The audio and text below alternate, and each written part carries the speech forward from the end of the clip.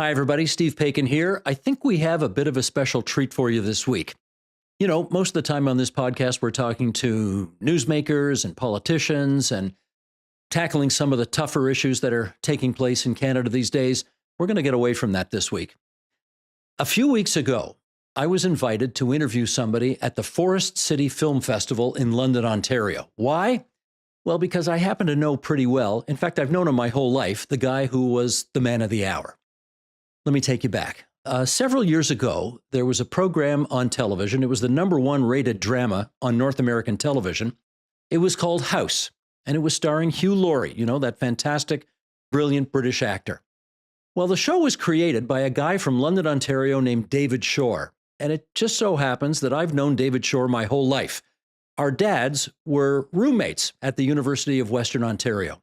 So I got invited to come to the Forest City Film Festival in London and do an interview with David on stage. David thought that his friend Hugh Laurie would be participating in the interview as well, and as it turns out, he was in for a big shock. Oh yeah, Hugh participated all right, but not by Zoom, as everybody thought. Hugh showed up and surprised him, and that was pretty cool. Anyway, Hugh Laurie and David Shore, one-on-one? No, two-on-one on the Paikin Podcast. Coming right up.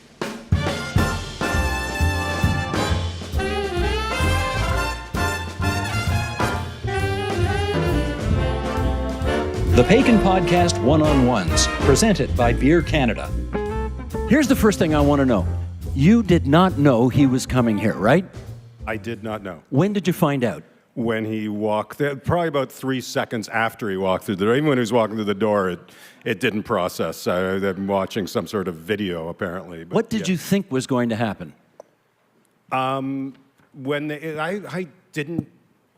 thought it was going to be about me, but it was... I thought he was going to be there, maybe. I didn't know. If he was going to be there, I figured he'd be there via Zoom. And like they said, and here's your, oh my God, here's your friend Hugh Laurie. And I looked towards the screen to watch him via Zoom, and then there's a door on the screen. I go, where's Hugh? Why is he near a door? That looks like the door to here. And then the door opens, and then people react, and I look around.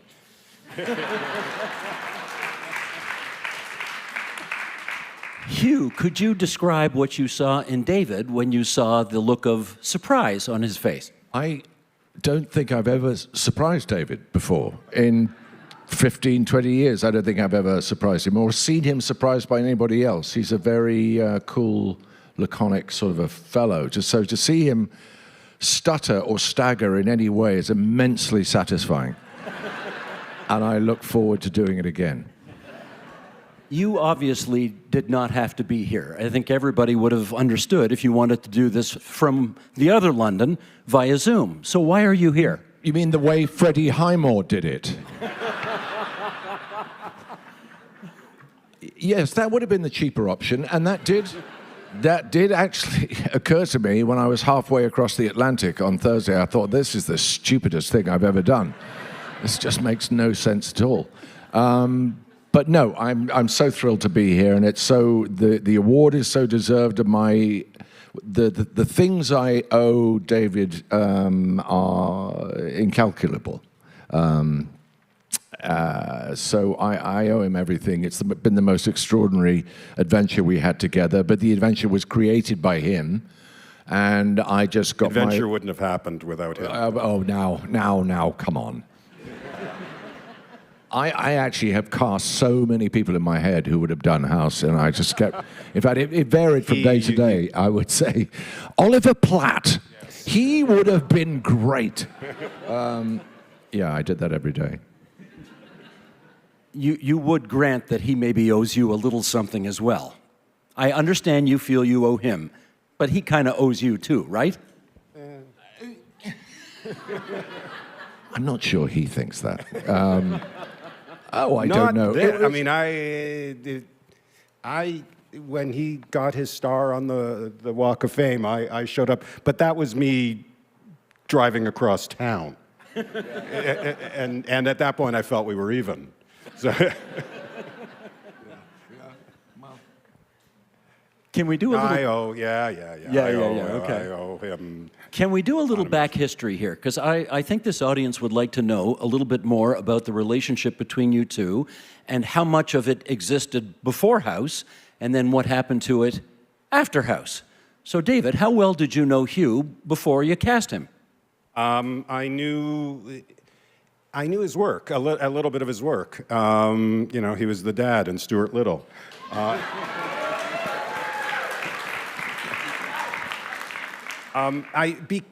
Probably particularly because I was from Canada. I am from Canada.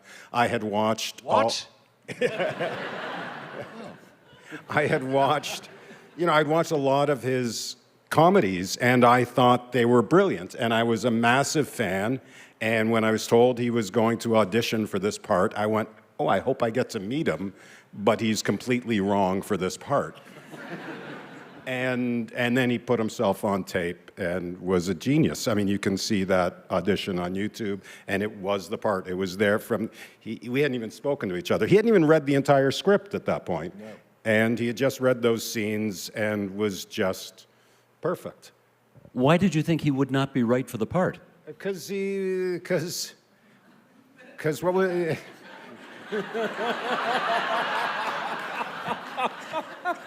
Because it's a very different character than the character you played in Blackadder, and I sold you short. Okay. What about the character he played in Spice Girls? Didn't that give you any indication he'd be perfect for this? I hadn't seen that at that point. Okay. Otherwise, it might have been. How much about David did you know before signing on? Forgive me, but nothing. Although I will say this, I've said it before, and it remains true, that when I read those, whatever it was, 4 or 5 pages that I got sent, faxed, in fact, that's how long ago it was, I felt not only I got this sort of thrill of thinking, oh, I think I know who this character is, and I think I might have a chance of being able to do this and get it right.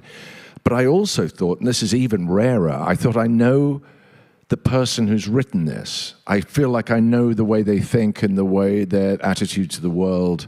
And I got this sense, and actually, it turned out to be pretty much right. I mean, I could tell. Sometimes you can tell in a page or two whether you're going to like the whole thing. But in this case, it was getting to know the character and David in the matter of 4 or 5 pages, which was remarkable. And as you got to know each other, did you hit it off instantly? Did it take a little while? How did that develop? Oh, there were ups and downs throughout. No, well, he's Canadian, so he's immensely polite. I think we hit it off pretty quickly, didn't we? It was. It doesn't always happen this way, but it was the reciprocal situation to what you were saying. I mean, we were fast friends very quickly, and we saw this character the same way. We saw this show the same way. We were rowing in the same direction, and that's not always the case. No. And the things we wanted to do with this show, we both wanted to do, and that's just rare. It is. And I do remember, though, shooting the pilot, there was a scene, we were walking down a corridor, we did a lot of corridor work, and I can remember Bryan Singer saying, oh, something's not quite right about this. What if we put those 2 lines there and that line there? And I remember saying, no, don't do that, because I promise you the guy who's written this has thought this through. And every line and every word is where it needs to be. And this is not jazz. This is more like, this is a kind of chamber music. There's a sort of elegance and particularity about every syllable, and you can't start monkeying with it like that. And I couldn't even explain why David's version was better. I remember Bryan would go, well, why wouldn't that? And I said, I don't know, but I just don't think we should be fiddling. I think because he's thought it through. I remember that moment vividly, too. I think that was the very first scene that you were on camera, I think. Oh, my God. And I remember, not film, but in the episode, it was the first scene where we introduced the character, but I remember that so vividly because I remember Brian coming to me and saying, I think this scene could work better this way. I'm not sure it's working. We need to move this stuff up. And being an insecure writer, I'm going, oh my God, he's right. What can I do? And we're in the middle of our shooting day, and I've got to figure out what to do with the scene. And we were talking about it for a while, and then you came over and went, hey, what's going on? And we said, we're thinking of it. And you went, no. But you had a reason. I don't remember the reasons exactly. I don't think I did have a reason. I don't think I did. I just sensed that it was the way it was because a very clever person had sensed that. Also, what's kind of interesting, you sort of referring to this, is that you were not as confident then as you became. Oh. You grew into the sort of. I've lost that. I do have to say he was pretty arrogant as a kid when I knew him, so you know. Is that true?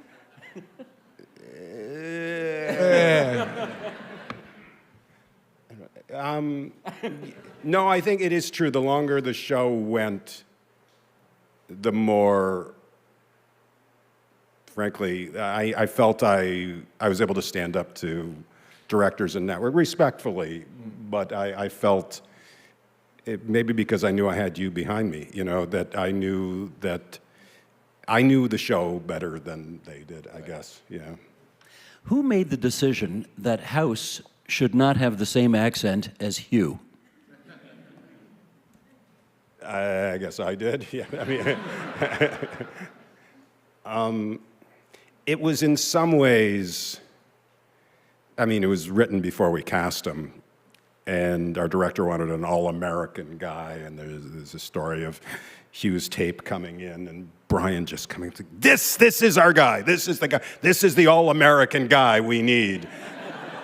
And because he really did nail it. And this is my reason for sticking with the American and being an American is somewhat of a dismissal of American audiences, I guess, because I knew the character was odd. I knew the character was different, and I didn't want the audience to be able to go, oh, he's odd, but he's a foreigner. And just kind of dismiss it. I wanted them to feel he was one of them, but just different for his reasons. Yeah. Did you ever consider, Hugh, going to bat for the English accent as opposed to the American accent? No, I didn't, but we did try. I think we tried one scene. I can't remember if it was rehearsal or actually in the pilot, and I think I got about 6 words in, and Brian went, nah. Jesse Spencer was, his character was originally from San Diego, right, and we let him do the Aussie accent. Yeah. Now, you joked a little while ago. Mate, I would come down to the set, and Hugh was in a bit of a mood sometimes. And I would think, oh, what have I done to upset him? What is in the script that he is obviously rightly having a problem with? Or is it hopefully it's the director, not me. And then I'd come up to him, and it would invariably be, I can't say. When I hear this is Hugh speaking, when I hear myself saying coronary artery. Impossible. I don't even think Americans say it right. Yes, coronary artery, federal court order, impossible. The R's. And so, but that's like I would say, doesn't it? It can be just, we can change that. We'll talk to the doctor. We'll come up with a different thing. And go, no, don't you dare. Yeah. He insists. I think the only one I did change more than once was New York to Manhattan. I found Manhattan easier to say. Unfortunately, most of the events took place in Manhattan. But New York is a particularly difficult one. I could never get that to sound right. But as I say, I think a lot of Americans get it wrong too. It's odd. Now, David, you made a joke a while ago about him not being the only person you considered for the role. Was that a fact? Yeah, it was hilarious. No, we read dozens of people, and put offers out to a few people, and none of them were any good. I mean, it really was really good actors, they just didn't get it. And then it was really eye-opening. It was so wonderful. When I saw that tape, that's the All-American, it was amazing. I mean, it was, oh yeah, this is good. Up till that moment, I'd gone, I'm not sure this is any good. And then you read it, but that's part of, I think that is what, I think you and I were responding to the same stuff the same way, and you brought it to the screen. So thank you. And how much did, there we go. How much did you feel you had to compete with others to get this part? I was only aware of competing with myself. That sounds glib, but as an actor, have been a disastrous auditioner. I think I've only ever got 2 roles out of 1,000 auditions. This was one of those occasions, actually I can't think of another one, when I was determined that whatever else happened, I would not leave the audition thinking, damn it, why didn't I do? So I actually did work. I arrived about a week before we were supposed to meet, and I paced up and down in a hotel room, going over and over and adjusting it and thinking, that's too fast, too slow, too loud, over and over, because I was just determined. I felt like I was competing with the terrible auditions I'd done myself in the previous years. I went out to try and buy a cane in Los Angeles to rehearse with. Strangely enough, you can't buy a cane in Los Angeles. They are so terrified of death and mortality that they hide all that stuff away. You just can't buy one. So I bought an umbrella instead, which is quite easy to buy, even though it never rains in Los Angeles. It's really strange. They're very strange people. But I did work very hard because I thought I was competing with past failures. We got a little ad read from Beer Canada. Canada, as we all know, is in an affordability crisis. It's ongoing, and no doubt it affects you. Canadians have the right to know whether their governments are making life more or less affordable. The organization representing Canada's brewers wonder if you knew that in Canada, 46% of the price of beer is government taxation. Yes, Canada imposes higher taxes on beer than any of the other great beer nations. Higher than Germany, Belgium, Mexico, the US, the UK, Brazil, Denmark, and Ireland. At 46%, it's higher than any other country in the G7 as well. And Canada's already very high beer taxes go up annually and automatically. Beer Canada says the powers that be hope you won't notice. They call it sneaky, and they think that automatic is not democratic. And now that you know, you can do something about it. Beer Canada would like you to help stop this practice of automatic beer tax hikes. So go to this website, hereforbeer.ca. That's hereforbeer.ca, and ask yourself, why does the best beer nation in the world have the worst beer taxation? That's a message in the interest of fairness and transparency from our friends at Beer Canada. You know, you may not remember this, but when you and I, David, talked about this role many years ago, we sort of figured out that the character of House was you. And I wonder, Hugh, somebody agreed with me pretty quickly on that. I agree with someone. Well, and I wonder if you knew that, Hugh, that you were playing a character that was essentially David Shore. I suppose it dawned on me pretty quickly, yes, because we just discussing things with David in the run-up to the shooting of the pilot. I just thought, oh yeah, of course. Well, he's going to think that because this is the way he looks at the world, and that is the way House looks at the world, and it's partly the way I look at the world. I'm not saying we're identical. We're not. Oh no. Oh no. But we share a lot of attitudes and ideas about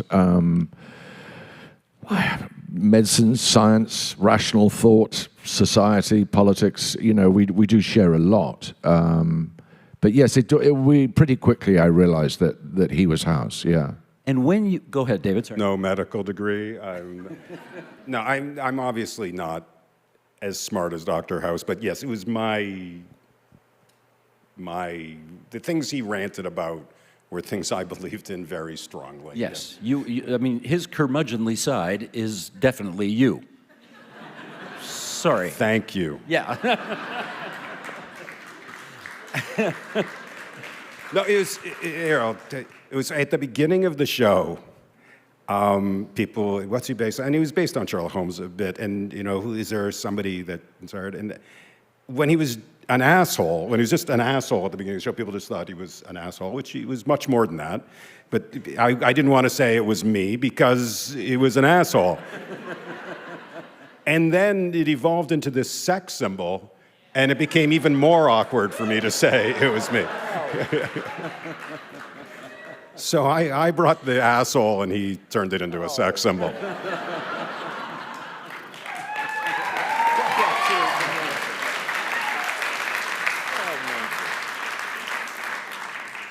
When it got to a point, which I presume it did, because this is an artistic endeavor after all, where you two had a fundamental disagreement about an interpretation of a scene or a line or something, give us an example of what it might have been and how you resolved it. I swear to God, I cannot think of one. I cannot remember. Either. We had different... I mean, I would occasionally chip in with an idea, what if it's this instead of that? And David would sometimes, if he was on the set, might say, why don't you try that instead of this? But actually having a sort of collision or any sort of confrontation in 8 years and 177 episodes, I can't think of a single. Yes, there were discussions that weren't even debates, really. Like, it was just, there were discussions about what are we trying to do here? How can we best do it? But no, there was never a clash, I don't think. It was all very polite because it turns out I too am Canadian.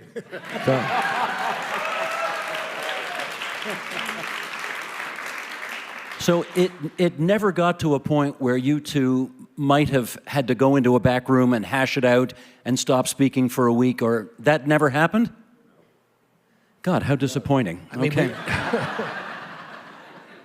It's much more likely for that to have happened with directors. How many directors do we have? 30, 40, something like that? Or more? I mean, some came back. Yeah, some came back for a lot. Yes. Some were only there once.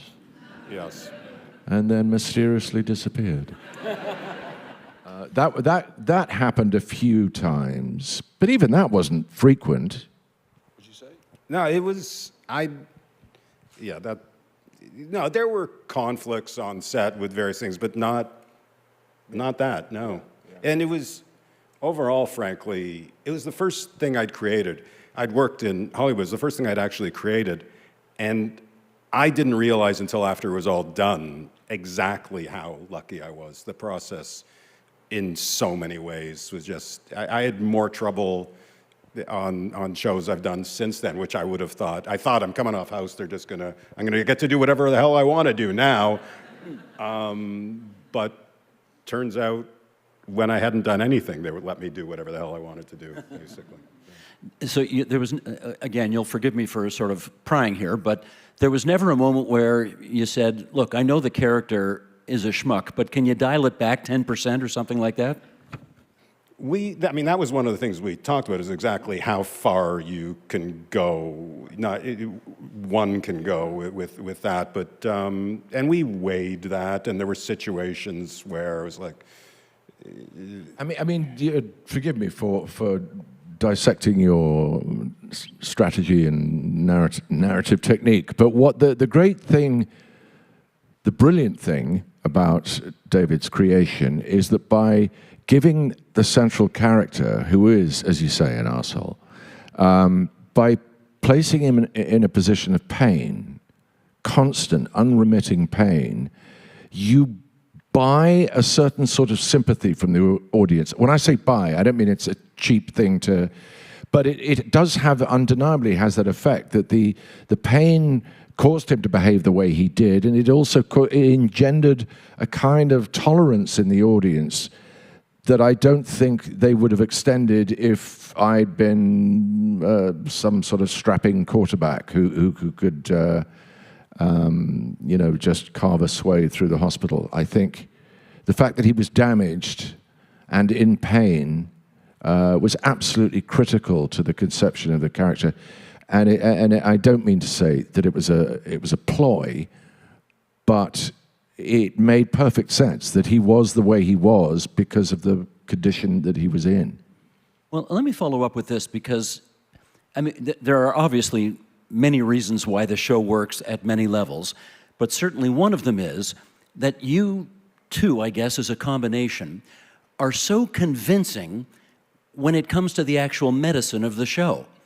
Right. I mean, I'm sure you've been stopped a million times asking, people come up to you with medical problems and they want you to diagnose it. I'm sure this has happened. I have saved many, many lives. Yeah. So, I guess, David, you're a former lawyer. You're not a former doctor, and I doubt you have much medical background as well, Hugh. So how did all of that happen? We had a lot of help, and it was important to us.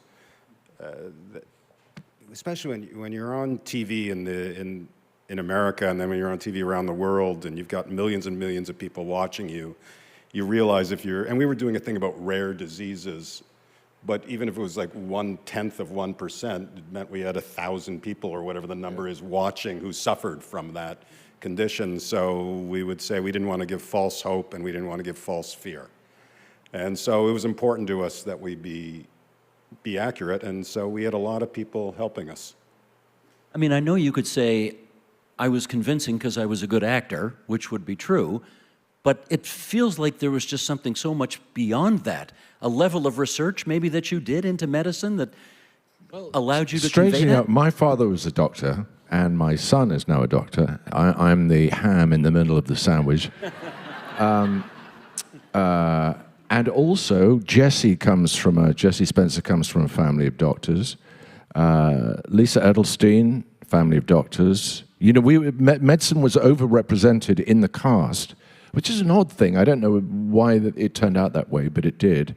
And I think, if nothing else, although we had no expertise, it did at least give us all a sort of reverence for the process, for the way of thinking, the purely empirical approach to a problem. What is the nature of the problem? How does it present itself? What are the possible solutions? An absolutely methodical, rational, scientific approach, which I think we might not otherwise have had if we weren't connected. I don't know if that's true. We'll never know. But yeah, I think we were of a sort of we were medically sympathetic, even if we weren't medically expert. A couple of minutes to go here before we see your work, and let me ask a couple of more quick things. It is not unusual for hit television programs to take some time off and then come back on the big screen as a motion picture. Has there been any discussion of that? Yeah, we're doing it without you. Okay.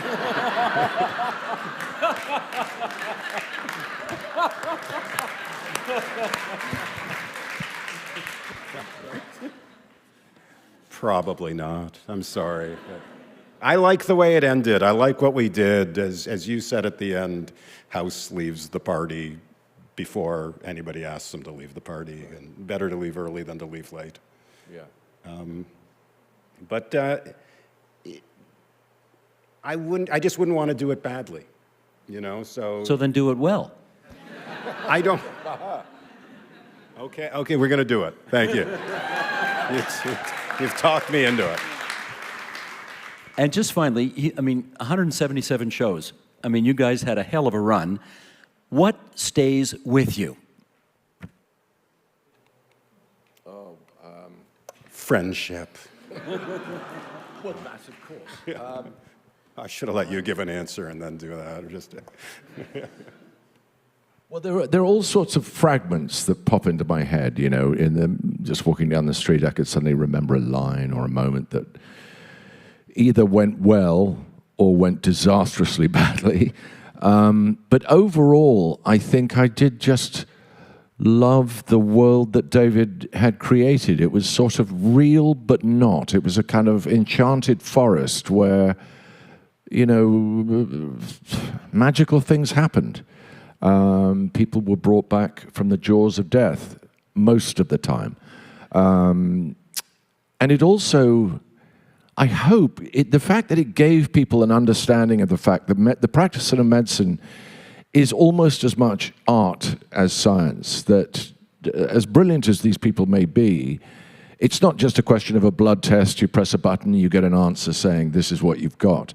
Some of the stories we told, I think it's right to say, unfolded over decades. We had to compress, or David had to compress them, obviously, but it requires a strange sort of artistry to actually gauge what is really going wrong in someone's body, or someone's brain, even. And I think that was a noble endeavor to actually remind people of our fragility and our good fortune in surviving because of our fragility, all sorts of things that I thought that make still to this day make me proud. I am immensely proud to have been part of it. David, what stays with you? That character, yeah, I mean, I'm just so proud and grateful to have been part of it. And it was just such a joy to be able to be at my computer and write a line and not know exactly what he was going to do with it, but know I'm going to enjoy what he does with it. And it freed me up to do whatever I want, which is, again, extraordinarily rare. And even that is the one temptation to do more is every now and again I'll think of something, I'll see something, and I'll wonder what House would have done with that. And, yeah, it's just that character is out there. It's wonderful. It's wonderful. It is. So were you too. Ladies and gentlemen, Hugh Laurie, David Shore.